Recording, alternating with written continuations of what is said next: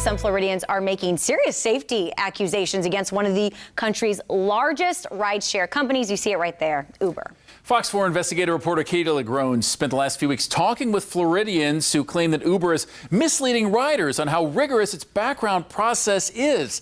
And they claim the result is putting passengers at risk. Chances are you've done it. Hail a ride by tapping your phone.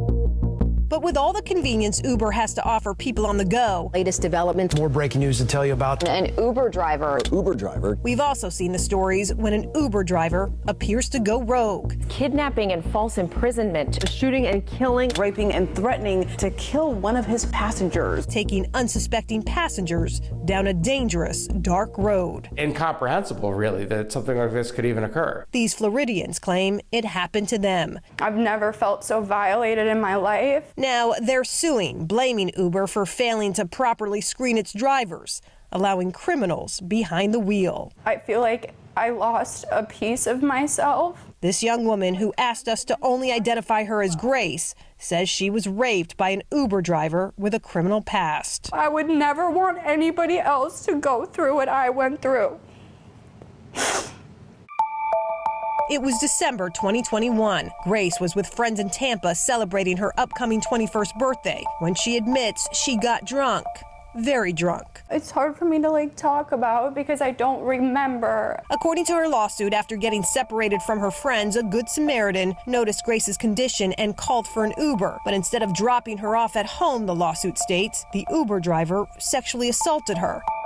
In a sheriff's report, the driver, Anthony Oliveras Rivera, admitted they had sexual intercourse in the back seat after Grace allegedly asked him if he, quote, wanted to have fun. When I found out that he said that, it made me feel horrible knowing that he did that to me, and I didn't even remember, and I didn't know.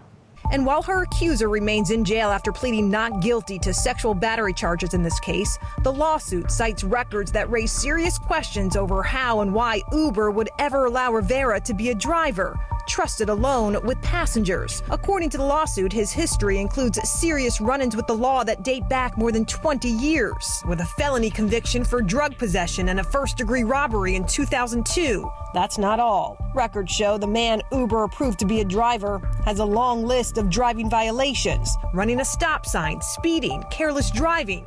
His driver's license suspended multiple times before the night he met Grace. Who in their right mind would hire someone with this type of history? Andrea Lewis is Grace's attorney. Uber goes out of its way to advise passengers and all of us, right, that they do have thorough background checks, drivers' criminal history, drivers' driving history, and any violations that they may have. Yet someone like this can be employed by Uber, and it's mind-boggling. On its website, Uber devotes multiple pages to what it describes as its multi-step safety screening process, a way of flagging prospective drivers with problem pasts. In a statement to us, a spokesperson added, its rigorous driver screening process includes working with background check providers and several identity safeguards.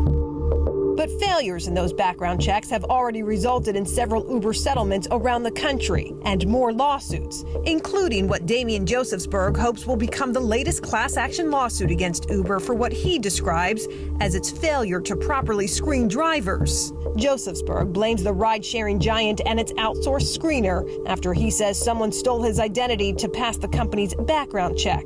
The South Florida businessman discovered he was a victim after finding a tax form in his name with the listed employer, Uber. I had never contacted Uber to be a driver for them. I had no paperwork that was sent to me or any consent sent to me from Uber. But for my checking of my own tax transcripts, I wouldn't have even known, even to this point, that someone was driving under my identity from Uber. Josephsberg's lawsuit alleges that federal law required Uber to notify him before conducting a background check. He and his attorney say that never happened. We think it is systemic. We think it is a pattern of behavior, and preliminary evidence that we've gathered to date would support that. So you suspect potentially thousands of victims? I do, if not tens of thousands of victims. Uber isn't talking about either of these newly filed lawsuits, but on its website, the company has forms passengers can fill out if they believe they've been a victim of identity theft or another crime. In its statement, a spokesperson added, while we can't comment on pending litigation, Our work on safety never stops. But these Floridians say they're proof that's not true and are still suffering with the consequences. To have a company claim to vet you for driving a vehicle for them, and this never having really occurred, was really, it was shocking. Lives are in people's hands, and they're hiring people that are doing crazy stuff. It's insane to me. Uber maintains safety incidents represent just a small fraction of total rides. As for background checks, during 2019 and 2020, a spokesperson tells me about 500,000 prospective new drivers did not make it through its screening process. I'm Katie Lagrone reporting.